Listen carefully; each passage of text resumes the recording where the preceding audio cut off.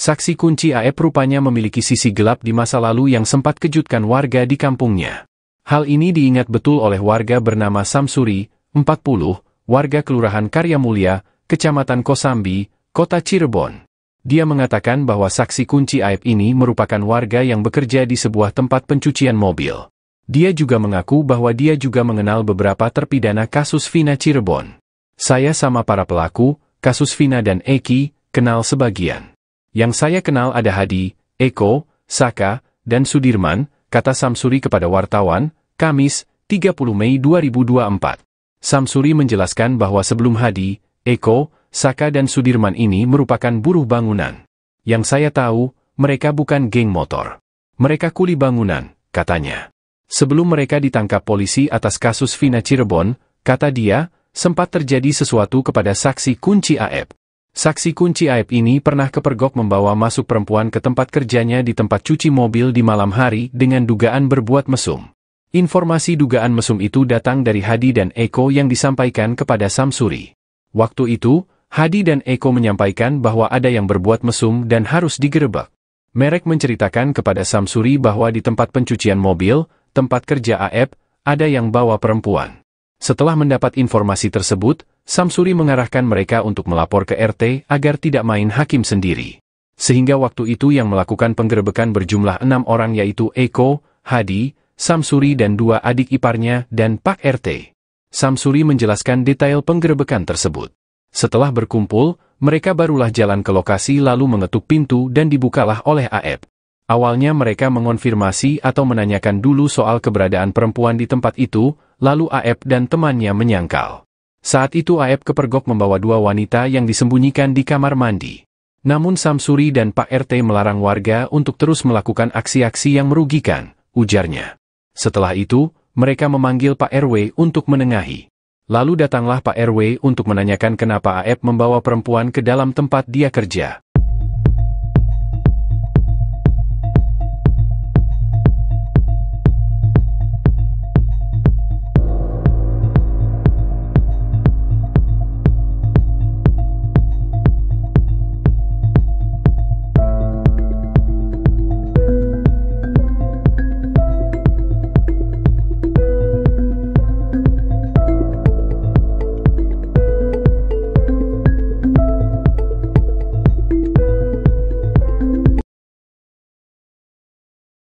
Ketua Umum XTC Indonesia Doni Akbar buka suara terkait kasus pembunuhan Vina dan Eki di Cirebon. Kasus pembunuhan ini disebut dalam berkas putusan melibatkan 2 kelompok geng motor. Kedua geng motor itu adalah XTC dan Moonraker. Menurut berkas putusan MA atas Rivaldi dan kawan-kawan, saat itu Andi meminta mengaku sedang ada masalah dengan anggota geng motor XTC. Kemudian Andi meminta bantuan kepada anggota geng motor Moonraker. Para pelaku yang sedang nongkrong di warung Ibu Nining kemudian berpindah ke depan SMP 11 Cirebon. Di sana Andi meminta para pelaku untuk menyerang anggota XTC yang melintas. Kemudian saat itu Eki yang merupakan anggota XTC lewat di depan SMP 11 bersama Vina. Menurut keterangan Gaga Awad, teman dekat Eki, malam itu Vina memakai jaket bertuliskan XTC. Mereka kemudian dilempari batu oleh sejumlah pemuda yang sedang nongkrong di depan SMP 11.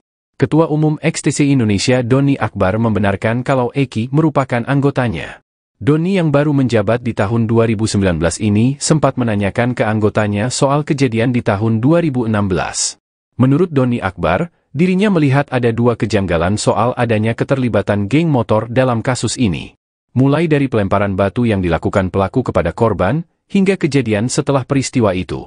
Doni menjelaskan, berdasarkan pengalaman tidak mungkin geng motor menyerang anggota geng motor lain saat sedang sendirian. Hal itu menurutnya, justru akan membuat geng motor pelaku balik diserang habis-habisan. Pun setelah kejadian, kata dia, biasanya akan ada aksi balas dendam jika memang terjadi antara geng motor. Ia pun meragukan kalau Pegi merupakan anggota dari geng motor Moonraker.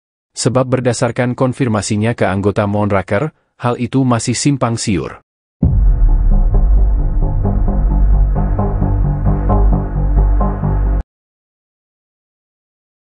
Ya jangan dibilang tergesa-gesa bikin dong. Ya, itu sama saja mau cepat-cepat menutup perkara ini gitu. Ya.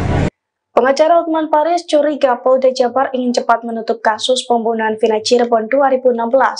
Kecurigaan itu diungkapkan Hotman setelah polisi menghapus 2 nama dalam daftar pencarian orang atau DPO. Hotman menjelaskan berdasarkan bukti hukum yang ia miliki, tertulis jelas kedua DPO itu bukan fiktif belaka. Selain itu, Hotman juga menilai 8 terpidana yang sudah ditahan tidak ada indikasi saling melemparkan kesalahan kepada 3 DPO. Hal itu diungkapkan Hotman dalam jumpa pers di Mall Kelapa Gading pada Rabu 29 Mei 2024. Oleh karena itu, Hotman menilai bahwa Polda Jabar harusnya tidak menyebut bahwa 2 DPO merupakan fiktif. Sebab menurutnya hal itu sama saja dengan Polda Jabar ingin segera menutup kasus Vina. Dan yang 2 fiktif ini semua berkas-berkas perkara menyatakan mereka ada. Cara memerkosanya ada. Mobil motornya ada, cara mukulnya diuraikan di sini. Ya, masalahnya dan juga si pelaku ini, si 8 terpidana ini tidak pernah mengalihkan tanggung jawab kepada 3 DPO. Biasanya kan orang mengatakan mengalihkan tanggung jawab, dia pelakunya bukan aku. Kalau mereka mengatakan kami lakukan perbuatan itu bersama-sama. Jadi ini perbuatan tidak pidana secara bersama-sama. Jadi kelihatan jelas tidak ada motivasi bagi mereka untuk lempar tanggung jawab. Kelihatan jelas dari awal. Sehingga kalaupun misalnya Polda Jabar belum berhasil menemukan 2 pelaku definitif ini, ya jangan dibilang tergesa-gesa fiktif dong. Ya, itu sama saja mau cepat-cepat menutup perkara ini. Ya. Berarti Pak, tidak ada alasan jelas dari Polda Jabar terkait dengan menghapuskan 2 DPO lain ya Bang ya? Nggak ada alasan yang jelas ya? Alasannya apa? Nggak ada? Alasannya tidak ada. Jadi namanya itu tidak diakui oleh para terpidana lainnya. Asal-asal sebut aja. Jadi sekali lagi atas 2 fiktif ini sudah banyak versi yang menyatakan. BAP pertama 2016 menyatakan ada 3 DPO. Surat dakwaan jaksa mengatakan ada 3 DPO. Surat tuntutan jaksa mengatakan ada 3 DPO. Temuan persidangan, perdebatan di sidang juga mengatakan ada 3 pelaku ini. Putusan juga mengatakan begitu. Putusan yang sudah final. Jadi yang mana yang berlaku? Putusan pengadilan atau pernyataan lisan dari penyidik? Makanya kita mengatakan itu pernyataan yang menyatakan itu terlalu tergesa-gesa. Bilang aja belum berhasil menangkap, itu kita lebih bisa terima. Kalau disebutkan polisi belum berhasil menangkap karena sudah kelamaan, ya bisa kita terima. Tapi kalau dibilang fiktif, kita tidak bisa terima. Itu pernyataan dari keluarga. Beda pengakuan AEP soal Pegi saat sidang dan sekarang, Hotman Paris beri peringatan. Pengacara kondang Hotman Paris Hutapea mengungkap keraguannya atas Pegi Setiawan yang kini telah diamankan penyidik Polda Jawa Barat. Hotman Paris meminta penyidik Polda Jabar tak langsung mengandalkan keterangan dari saksi bernama AEP. Sebelumnya, AEP diketahui belakangan muncul mengungkapkan bahwa dirinya menjadi saksi mata saat Pegi Setiawan berada di TKP pada 2016 lalu. Dari kesaksian AEP, polisi kemudian menangkap dan menetapkan Pegi alias Perong sebagai tersangka kasus pembunuhan Vina. Pegi yang disebut sebagai DPO yang tertangkap dijadikan tersangka, yang didukung oleh kesaksian AEP dan Dede yang katanya tadi malam dilakukan prarekonstruksi.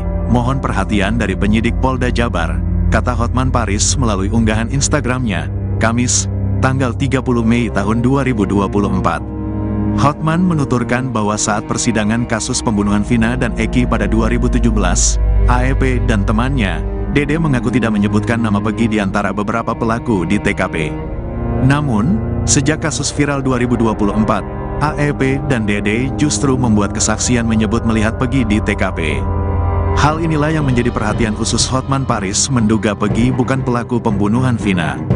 Kalau sekarang Pegi ditetapkan tersangka atas kesaksian AEP dan Dede, tapi ingat di putusan 8 tahun yang lalu di pengadilan, AEP dan Dede ini menyebutkan nama-nama orang yang ada di TKP, tapi tidak termasuk Pegi, sehingga kalau sekarang tahun 2024 kalau benar 2 saksi ini mengatakan Pegi ada di TKP, berarti 2 kesaksiannya tertolak belakang. Hati-hati hak asasi manusia, terang Hotman. Kuasa hukum keluarga Vina ingin LPSK hingga kuasa hukum Peggy untuk segera buka suara dan kembali menyelidiki terkait kesaksian AEP dan Dede. Tolong kepada Lembaga Perlindungan Saksi agar segera berbicara dengan saksi AEP dan Dede ini. Juga kuasa hukum dari Peggy terutama harus lebih bersuara, kata Hotman Paris. Sebelumnya, Hotman Paris Hutapea menegaskan bahwa 5 terpidana kasus pembunuhan Vina menyatakan bahwa Peggy Setiawan bukan pelaku. Hal ini diuraikan kembali oleh kelima terpidana dalam berita acara pemeriksaan BAP terbaru. Hotman Paris menegaskan bahwa dalam BAP terbaru, 5 terpidana menyatakan Peggy bukan pelaku, sementara seorang terpidana mengaku Peggy pelaku pembunuhan Vina. Karena ternyata sebelum Peggy ditetapkan sebagai pelaku DPO yang tertangkap sudah di BAP 6 terpidana dan 5 menyatakan bukan Peggy pelakunya, hanya 1 yang mengatakan Peggy pelaku, kata Hotman. Hotman dan pihak keluarga Vina pun menyatakan bahwa seharusnya kepolisian melakukan penyidikan secara menyeluruh sebelum menetapkan Peggy sebagai tersangka. Dari keluarga korban mengatakan mohon agar benar-benar diteliti ulang sikap kepolisian yang menetapkan Peggy sebagai pelaku DPO yang tertangkap belum terpenuhi alat bukti yang lengkap, tutur dia. Hotman juga menyebut bahwa Polda Jabar belum berhasil menangkap pelaku pembunuhan Vina. Termasuk saat Polda Jabar menghapus 2 DPO yang dianggap fiktif. Hotman merasa sanksi pasalnya, 3 nama DPO tertera dalam surat dakwaan hingga BAP dari 8 terpidana yang sudah divonis. Hotman mengatakan pihaknya dan keluarga Vina merasa tidak terima dengan penghapusan 2 DPO oleh Polda Jabar tersebut.